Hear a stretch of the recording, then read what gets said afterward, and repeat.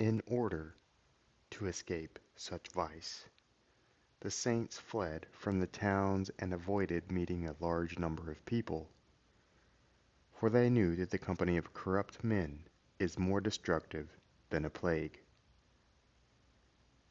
This is why, indifferent to gain, they let their estates become sheep pastures, so as to avoid distractions. This is why Elijah left Judea and went to live on Mount Carmel. 1 Kings chapter 18, verse 19, which was desolate and full of wild animals, and apart from what grew on trees and shrubs, there was nothing to eat, and so he kept himself alive on nuts and berries. Elisha followed the same mode of life, inheriting from his teacher, besides many other good things, a love of the wilderness. 2 Kings chapter 2, verse 25. John, too, dwelt in the wilderness of Jordan, eating locusts and wild honey. Mark chapter 1, verse 6. Thus he showed us that our bodily needs can be satisfied without much trouble, and he reproached us for our elaborate pleasures.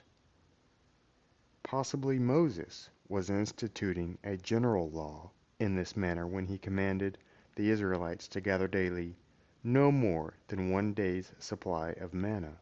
Exodus chapter 16, verses 16 through 17, thereby ordaining in a concealed fashion that men should live from day to day and not make preparations for the morrow.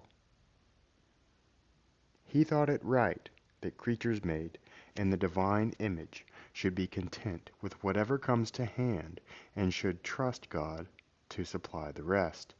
Otherwise, by making provision for the future, they seem to lack faith in God's gift of grace and to be afraid that he will cease to bestow his continual blessings upon mankind.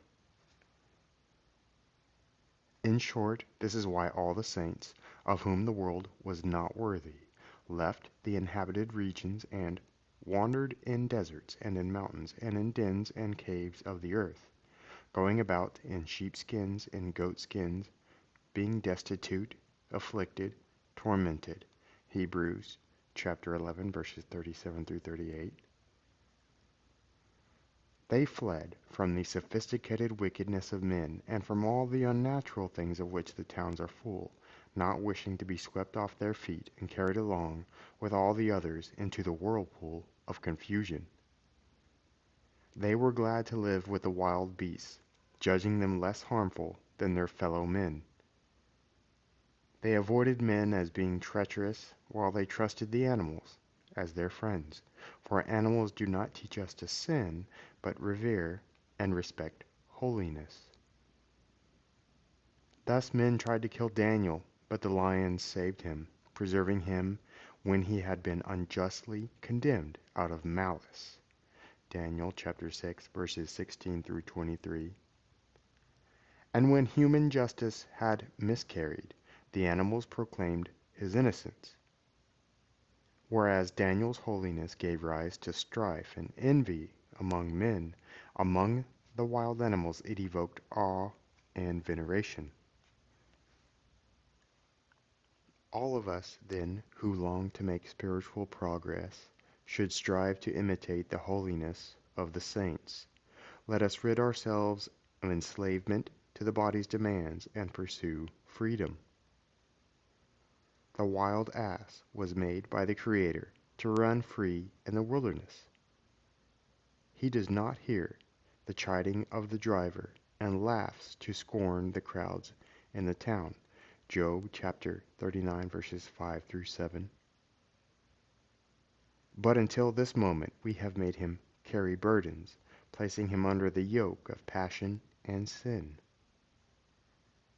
Let us now loose him from his bonds, despite the objections of those who through long habit have acquired control over him, even though they are not his masters by nature. Certainly when they hear us say, not with our tongue alone, but in all sincerity, the Lord has need of him, Mark chapter 11 verse 3, they will at once release him. Then, covered with the apostles' garments, he will become the bearer of the divine Logos. Set loose in his original place of grazing, he will be able to search after every green thing, Job chapter 39 verse 8, which means he will seek the riches of Holy Scripture and so be led to the life of perfection, gaining nourishment and joy. But why, we ask, does the wild ass, created by God to live in the salt land of the desert, search after every green thing, since generally such land is not suitable for the growth of plants?